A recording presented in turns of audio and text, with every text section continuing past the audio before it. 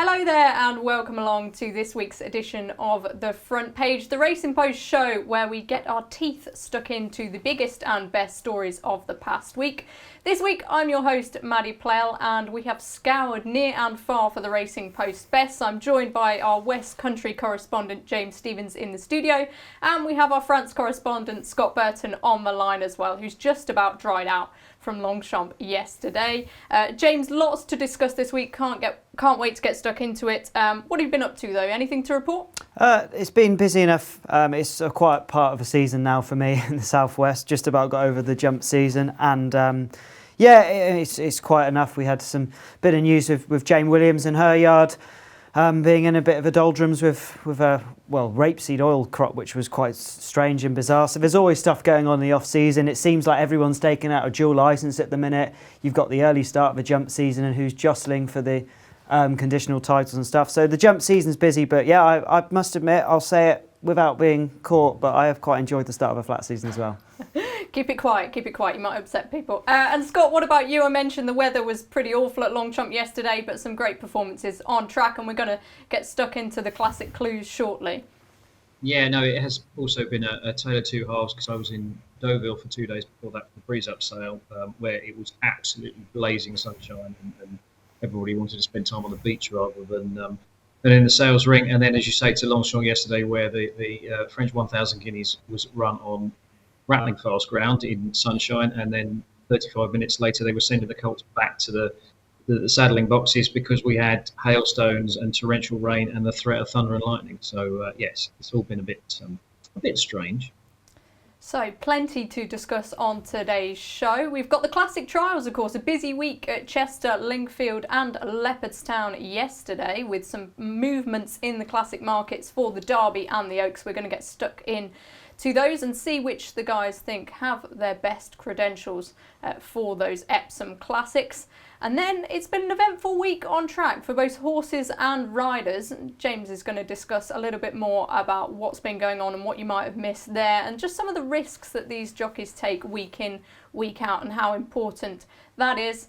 But first, our exclusive story, exclusive in Sunday's paper by Lee Mottershead. He always finds a way to get onto this show, even when he's not on the panel, is British Racing's radical plan for its biggest flat events. So this was, as I say, exclusive in Sunday's paper, and it's going to be potentially transformative for British racing.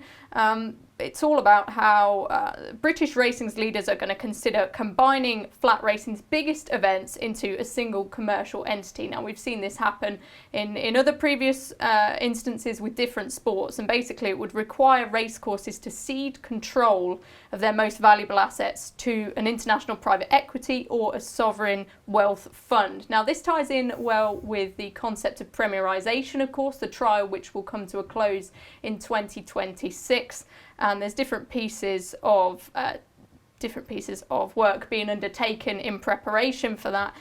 The industry's commercial committee have agreed to launch a tender process whose chosen candidate will be asked to assess the merits of pulling up to 40 meetings of flat racing's best, and then to source global partners who may be interested in investing in the business. And then a second tender document, which is hoped will be the sport's most comprehensive piece of consumer research, is set to then be completed in the autumn. All of this is stemming from a PwC report commissioned last year by the Thoroughbred Group.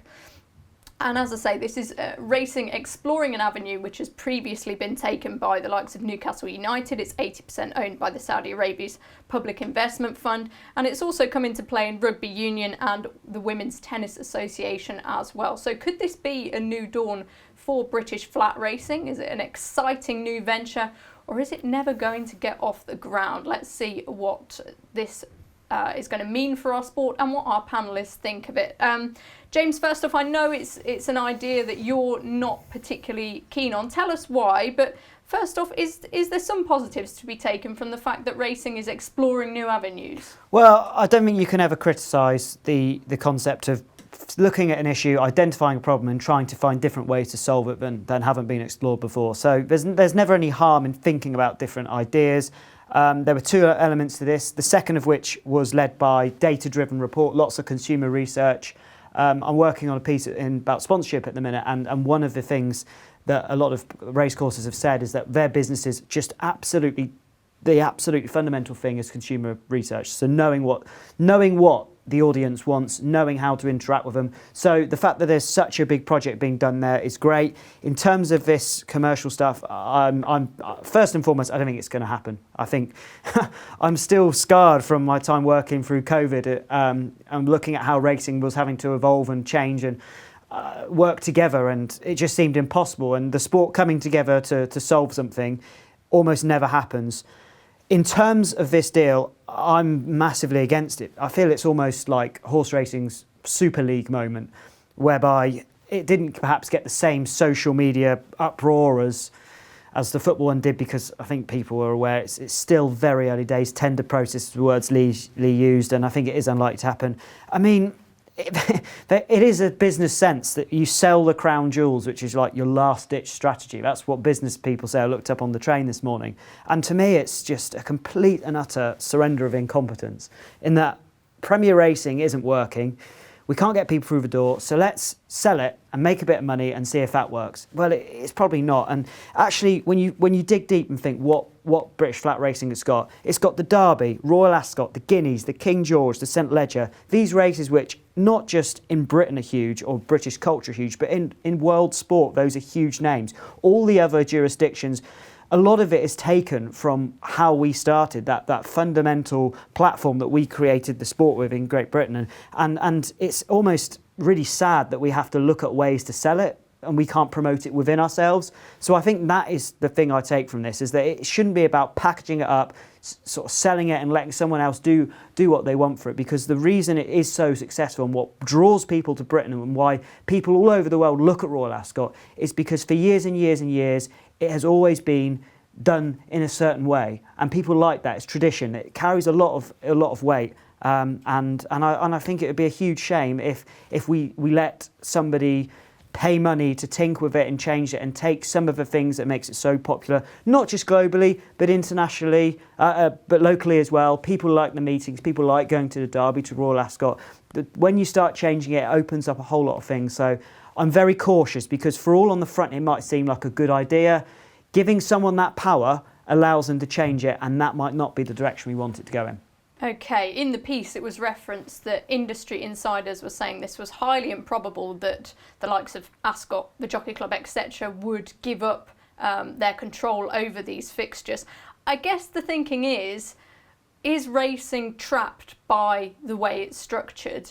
And if so, is this the only viable thing that can be done? What do you think will have to happen in order for them to give up that control? Well, I think they'll all have to agree that the sport is in such a dismal way that they need urgent action. This is absolutely last ditch. It has to be. I mean, to give someone that power. I mean, there's a lot of talk about it at the snooker at the minute. The idea that the Crucible could be, the Crucible will no longer hold the Snooker World Championship, which is a huge thing, and it would go abroad and be watched by that. And that in that sport, it just really.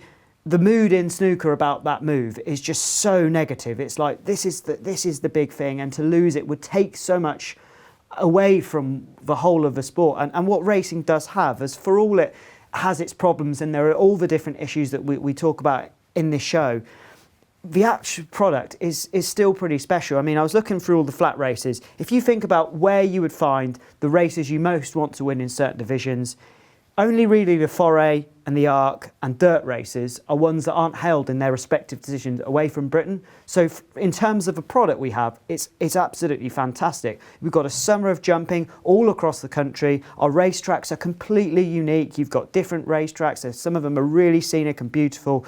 And to suddenly just look at that and say, you know what, let's just look elsewhere and try and give a bit of that away. It just sells some of the colour of it. This sport and what British flat racing has got is pretty exceptional. It just needs to package itself and market itself to really hit home with the British public, to get people back racing, which for many, many years they did. And it's just that in a competitive sporting world, it's not quite what it once was. But with the right management, with this consumer-led research, understanding what people want, the data, let the data drive, there's still a way that this sport will absolutely prosper without needing to give someone else that power. Okay, money talks, doesn't it, Scott? And Julie Harrington was saying that if there is enough of it and interest by these potential investors, then it could be transformative for some of British flat racing's biggest events. Do you think this is the solution to the industry's ills? I can't say if anybody knows whether it's the solution at the moment, but I think there's almost a dereliction of duty in not exploring it, because as Lee referenced in the piece, many other sports are doing this. I mean, as James said, even football, the great financial engine that is football, explored a way of making all the clubs even more rich with the European Super League. The most obvious comparison close to home would be the Six Nations Rugby, where there is private finance that bought a part of the equity in that, and now there's essentially, it's like a Seven Nations Championship, if you like, with a company that now has invested considerably in the tournament. There hasn't been any obvious change to the tournament structure as such. We're not suddenly playing matches at 3 a.m. to suit a different television market or anything like that. But you imagine that those investors do want to have some say in the future developments of it, whatever that might be, whether it's inviting other countries in or having promotion and relegation, or changing the point structure, or what time of year it's played, any of those sorts of things. And I suppose that's the question that British Racing's kind of major shareholders have to say, is if a potential investor, a sovereign wealth fund or a private equity firm shows some interest in it, what kind of control would they have to cede? It's maybe we shouldn't pick out individual courses or individual racecourse groups, but clearly Ascot stages some of the most significant racing in any potential package like that. And even in comparison to something like the King George, Royal Ascot is so unique and so different, and is such a diplomatically delicate event, because obviously everything is negotiated with the palace, with the royal family. They have actually been quite clever in recent years. There is quite a lot more commercial activity around Royal Ascot. It's just very well camouflaged. There's official insurance partnerships and official timings and all the rest of it. And there are holdings at Royal Ascot if you know where to look for them. A little bit the same way that Wimbledon tennis have done it. It's kind of all done very tastefully and in muted colours. But there is money around Ascot during Royal Ascot, the 5 days of the meeting. So I think in some senses that would be the biggest hurdle to it, because any package that doesn't involve those 5 days is probably dead in the water. But I think if you look at the way that you mentioned Newcastle United, Six Nations, a good example of what happens when you don't explore these kinds of options is what's happening in professional golf, which is an absolute car crash at the moment. You have the private investment fund, obviously were not welcomed with open arms by the US PGA Tour, so set up a rival tour in the case of Live Golf. And then there's now been, since last June, endless negotiations to try and see if the two sides can come together and have some co-sanctioned events, or whether those players who were basically bought off of the PGA Tour, including the then world number one John Rahm, went off to go and play for this rival Saudi tour, whether there can be some sort of coming together between them. That is a complete mess. And if you think horse racing's got a bizarre power structure, then nothing on the PGA Tour happens without say-so of about 5 players who will sit on the players' board. And if Tiger Woods and Jordan Spieth say no to something, then it doesn't happen. The commissioner of the entire sport hasn't got the power to override what several of the really key players say. So from that point of view, horse racing may have a strange power structure in Britain, but it's by no means the strangest out there. And I just think that whilst a deal might be difficult to do, and there are a lot of competing interests, I think it's beholden on Judy Harrington and those people at the BHA, the Jockey Club, Royal Ascot, to at least explore it, because we keep looking for this step change that will try and turbocharge the finances of British flat racing. Maddy, you've been racing all over the world, Dubai, Japan, Hong Kong. These places have got so much more in terms of prize money and in terms of things that will entice people to own horses than is available in Britain. And we talk about levy reform, we talk about premierisation, but something that could really inject a category change amount of money into the sport. I think you at least have to give it house room in your head and explore it. Indeed, and James mentioned the promotion of racing and how racing really needs to step up and sell the sport. Maybe this could be the answer to that. Do you think realistically it's something that could get off the ground, given the structures in place and the likely conversations that are going to be had? How realistic do you think it is?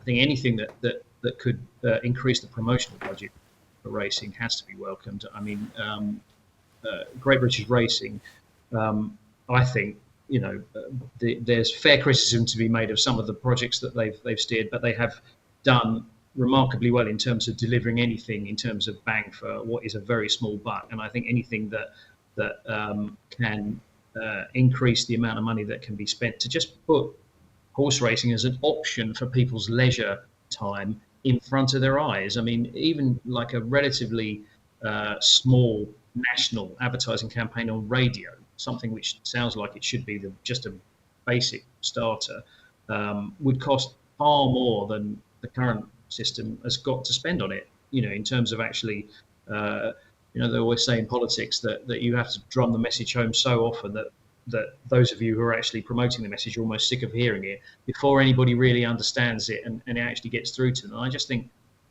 so many people that I know, if you take them horse racing, they have a fantastic time and they think, well, why didn't I think of doing this before? And they just don't know it's out there as an option to do it. And I think the kind of resources that are required to actually really present the sport to the wider public just requires quite a lot of extra money. And we know that prize money is an issue. We know that governance is an issue. Everything costs money these days. And I just think that we have to at least explore ways of trying to get extra money into the sport. Okay, James, so a bit of balance there from Scott, I think it's fair to say. Can always rely on him for that. Give you right of reply, I guess. What would you like to see? You're not a big fan of this idea of no, there being sort of a commercialisation of flat racing's biggest events. So what would you like to see? What's the alternatives? Well, no, and one more point actually on that is I think that we talk about golf, we talk a bit about football and stuff, and I think that one of the key things with what's happened in those sports is that there's been this drive about bringing new people in, new fans of the sport in, and actually the people who are neglected are actually the real true fans of the sport. And I think often there are decisions made in this sport which perhaps sometimes forgets the racing's core audience, the people who do already enjoy the sport and like various elements of it, and maybe that they're always people that are just a little bit forgotten about in the wider context of getting new people in, which is of course massively important. Premier Racing has been a huge disappointment. There's no two ways about it, but the budget hasn't been there for it. It was described in December as hopelessly inadequate. Great British Racing have a budget of £2 million. About 1 million of which has been spent on Premier Racing or various parts of that process. In context, the 100, which was the big cricket series, when it launched, they had 40 million, and I think they've got a lot more. I can't find the numbers as to how much but it's significantly more than 40 minutes to promote that sport. And I think it's very difficult because it's like, well, Premier Racing hasn't been a success. It's been loosely mentioned with a bit of signage and a nice logo. Obviously, the Premier race days have come in and the prize money levels are good.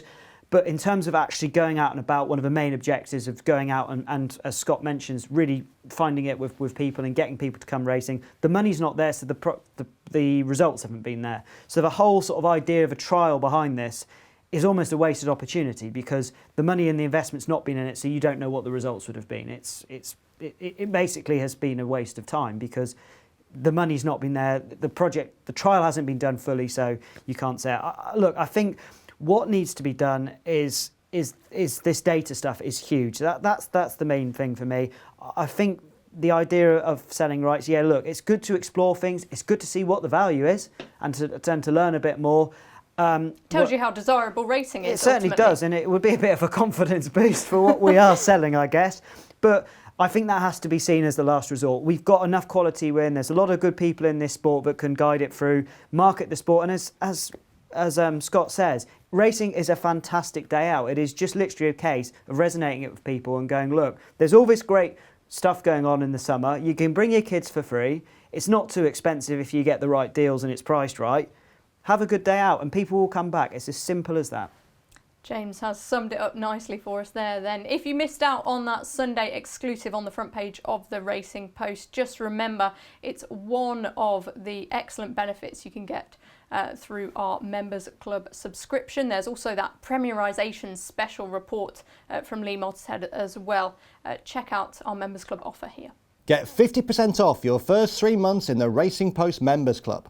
As a member, you get access to the digital newspaper exclusively available to members the night before. You'll get daily tips on the likes of Pricewise Tom Siegel, Robbie Wilders and Paul Keeley. Enjoy award-winning journalism from the industry's best writers and watch replays from all British and Irish racing now available within the Racing Post app. Subscribe today and get 50% off your first 3 months membership. Welcome back to the front page, and it's time to dig into some of the performances of last week. Now, there's been plenty of movers and shakers in the Derby market. All started off on a rather sombre note though at Chester in the Chester Vase, when sadly Hidden Law, who was in the process of putting up a hugely exciting performance, sadly suffered a fatal injury after the line. He looked a colt of real potential, and our thoughts are with Charlie Appleby and his team with the loss of Hidden Law, because that certainly would have catapulted him towards the top of the Derby lists. We also had Capulet winning the D Stakes for Aidan O'Brien and Ryan Moore. Ambient Friendly for James Fanshawe and Callum Shepherd firmly put his hat into the ring in the Lingfield Derby trial on Saturday. That race produced the winner in Anthony Van Dyke not so long ago now. Can this horse do the same? He was a wide margin winner. And then also at Leopardstown on Sunday, we had the Group 1 winner Los Angeles returning with a gritty performance in that Group 3 Derby trial. So let's see who impressed our panellists the most. James, obviously a couple of really eye-catching performances. Hidden Law, just incredibly sad. He was my early selection for the Derby.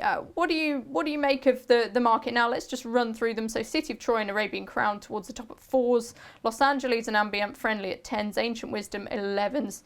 Diego Velasquez 16s. Capulet 20s. And Bigger the remainder. Who's caught your eye? So I'm not convinced I've seen the Derby winner yet. There were times when I used to watch the trials and think, you know what, I've probably seen it. I thought Ambient Friendly was very, very impressive, and the performance, I think it's a sort of horse that I think if it was a 2-1 favourite for Aidan O'Brien, this would have immediately gone favourite, because it was a serious performance, almost a textbook way to win a middle distance race, travelled well throughout, quickened well, and look, he's clearly a very, very good horse, and exciting for all connections. It's nice to see James Fanshawe and Callum Shepherd go to the Derby with a leading hope. Great to see. The one that caught my eye, I thought, from an each-way perspective, is Illinois, who has this very awkward way of racing and is not the most straightforward. And I just wonder whether there's a little bit more from him to come. He's a really interesting horse. The only other horse I took out from the meeting was Grosvenor Square in the Vase, was third. Beaten favourite, so a little bit disappointing. But I saw him in the paddock and thought, my word, I wouldn't really want to be backing this horse around Chelsea. He's a big sort of horse, and I looked at him and last night and saw 20-1 for the St Ledger. I think he's a proper stayer in the making. I don't think he's a Derby horse. So they were the two horses I took out. But I always like the Dante. That's always the race I go back to. So I think this week we're ready to see a real standout.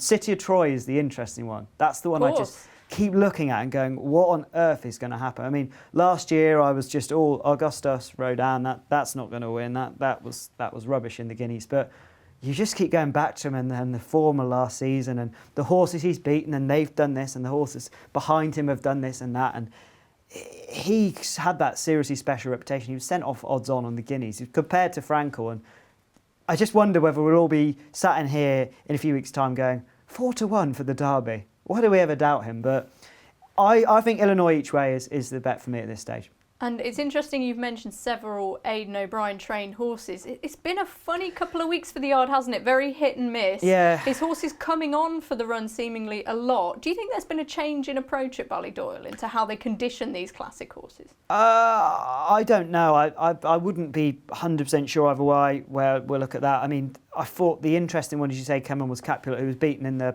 Kentucky Derby trial race at Chelmsford and then improved for the D Stakes. So I think sometimes you do just get seasons where horses from a certain yard improve for their first run, and I don't know if it's necessarily a change of anything. I wouldn't know the yard too well, but there are just every so often a year will do that. Particularly big stables, just one year they will just sometimes come on more for their first run than they may do others. It's interesting to watch, but I wouldn't rely on that being the case for years and years to come. Okay, let's see what Scott thinks. Scott, which of the colts has really taken your eye for the Derby? I'm not sure, like James, I have a Derby horse yet. Talking about the way that Aidan's season has gone so far, I think, as you say, he always leaves something to work on with the first run. And for years, with his Guineas winners, he if you like, got away with it. And then they were able to kind of like a Camelot to win the 2000 Guineas on class and then go and win the Derby when they were fully tuned up. I think the problem he's had this year is it's been such a wet spring. And wherever the rest of us may live, Paris or London or wherever, I imagine it's been absolutely dreary in Tipperary. So I think possibly that way of kind of gradually winding them up and then having them come on, I think has been problematic for him this year. It's been problematic for every racehorse trainer, but I think a lot of them have looked like they needed the run. So from that point of view, I really actually was quite impressed with Los Angeles yesterday. He's actually one of Aidan's that I've seen in the flesh because he won at St. Cloud last back end. Beat a horse of Joseph O'Brien's called Islands in the Stream, who's since been sold to Hong Kong.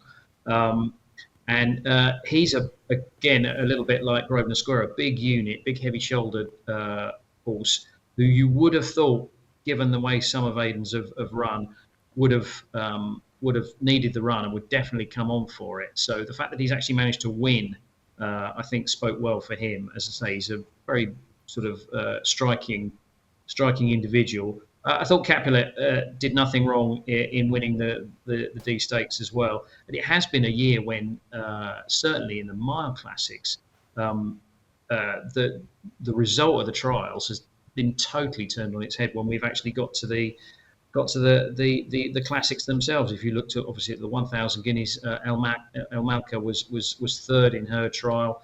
The two French classics yesterday, the winner of the Fillies Classic, Riviere, was third in her trial.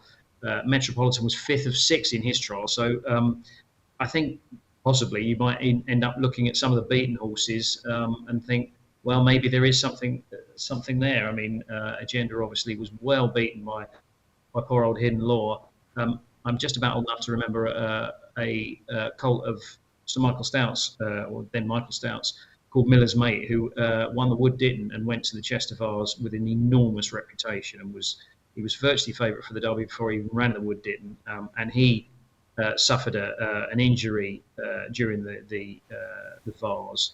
And fortunately, they were able to save him. But the horse that beat him, Law Society, then went on to be second in the Derby behind Slip Anchor. So it might be one of those years where you don't want to chuck out everything that finishes behind the trial winners because, as I say, especially with a perspective that some of these horses are going to come on a lot for their run. The Dante obviously is going to be crucial as well.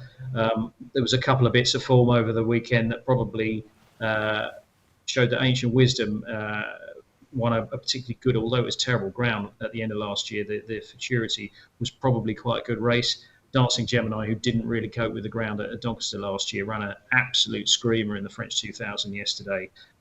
And Diego Velasquez, who also didn't really cope with the ground at Doncaster, he ran on very, very well for fourth, and he's got form with Capulet as well. If they decided to step him up to a mile and a half, Diego Velasquez would probably carry a bit of each way money for me. But Los Angeles would be tentatively the one at the moment.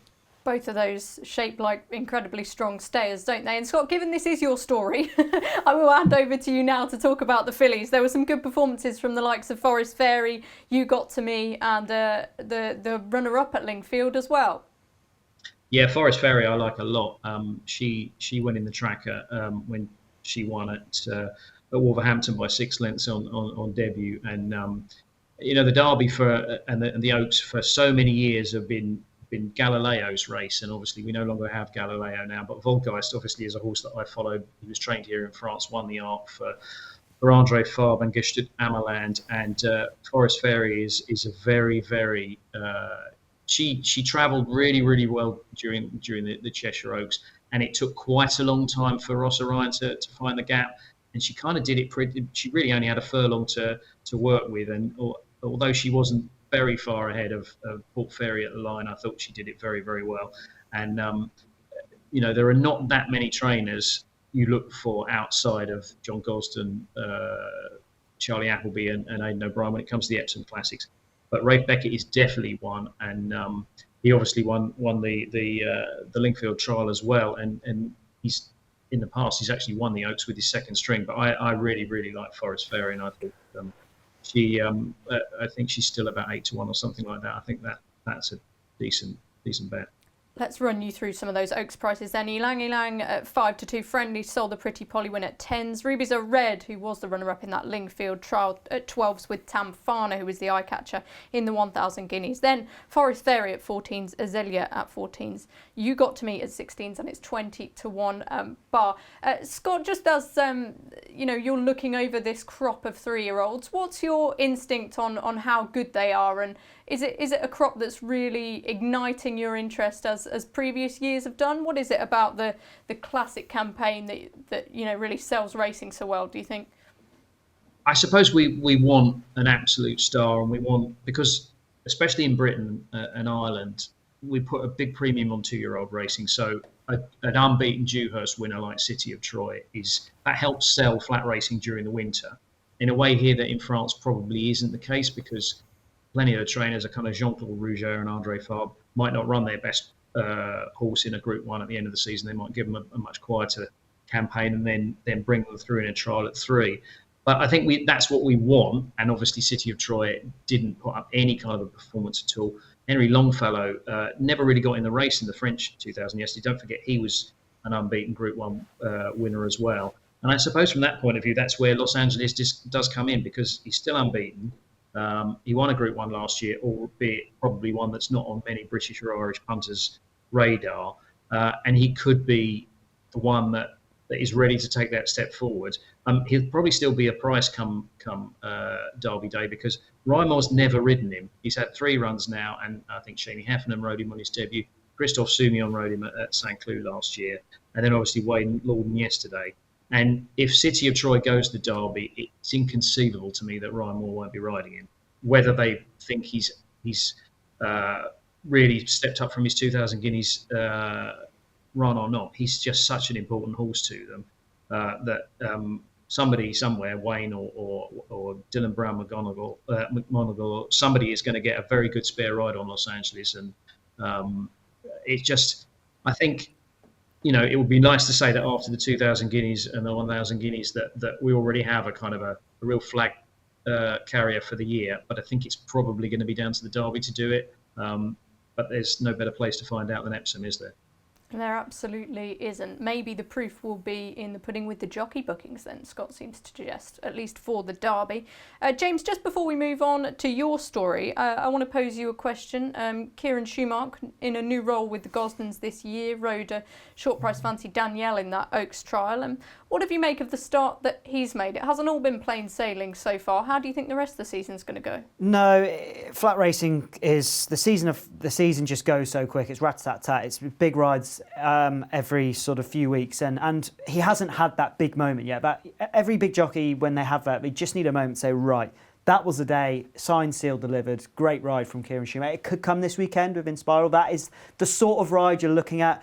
When a jockey doesn't have a winner, whether it's for a new yard or whether it's they've just running out their claim, there's always a few eyes when they haven't ridden a winner for some time and everyone watches. So the pressure will be on him on Saturday. That's a big opportunity. He's got the shoes of Frankie Dettori to fill, which is not an easy thing to do.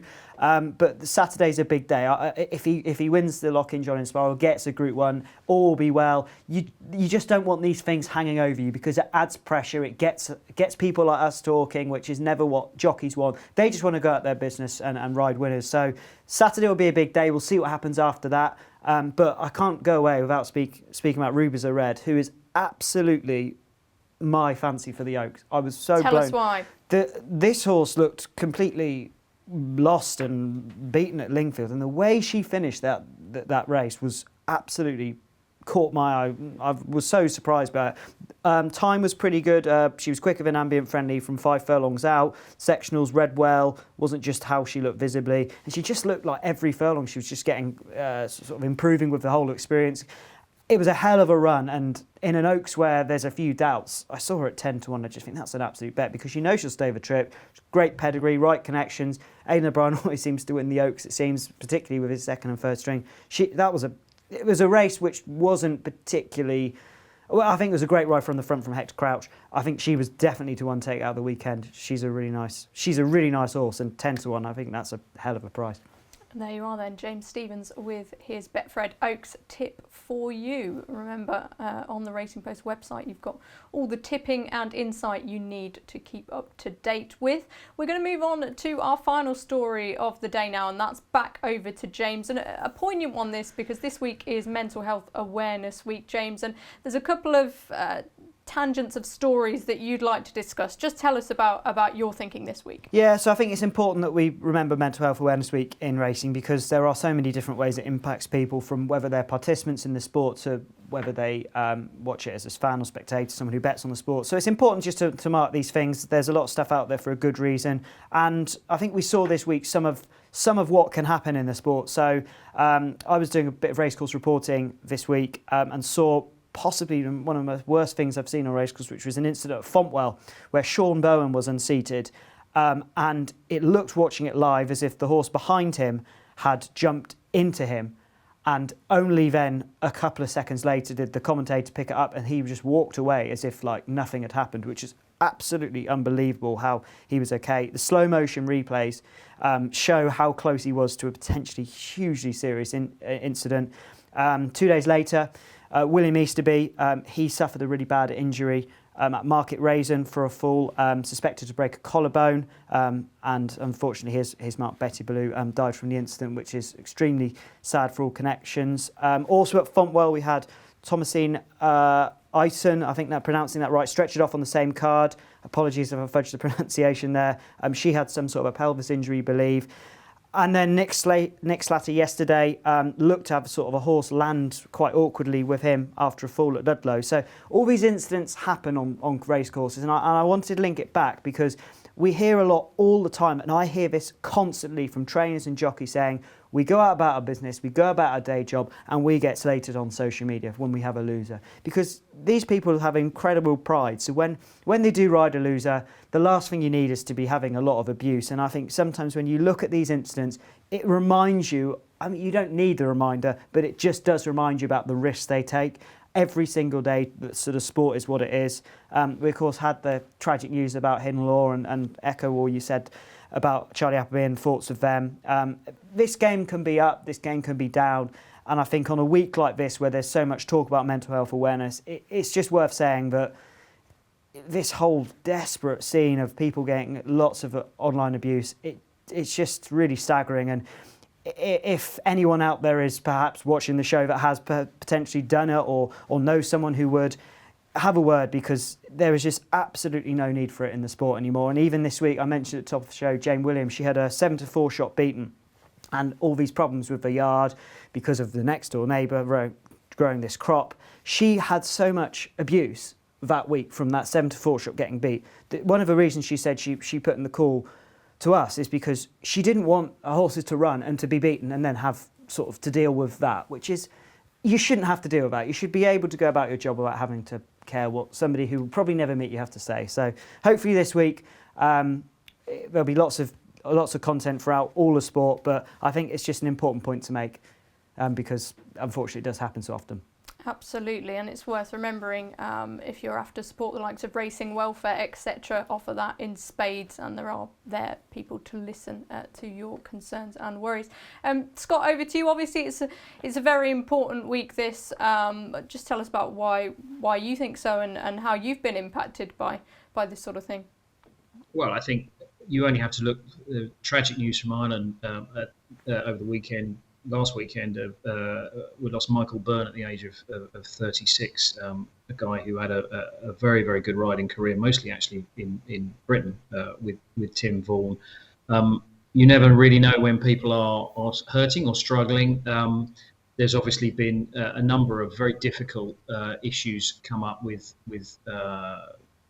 even something like Stefano Cerci killed on the racecourse. You think about the people who were close to him, who the way that you have to process these things, and in a lot of cases with the actual sort of more public-facing members of the sport, jockeys and trainers, they have to deal with this kind of thing in the glare of the public as well. And I just think any way that we can all just be a bit kinder to one another, as you say, Racing Welfare do an incredible job, but just look out for one another and just, take somebody for a cup of coffee and just check in with them every now and then. I just think anything that anybody can do in any walk of life, but horse racing is particularly difficult environment, because compared to any other sport, you're going to lose an awful lot more often.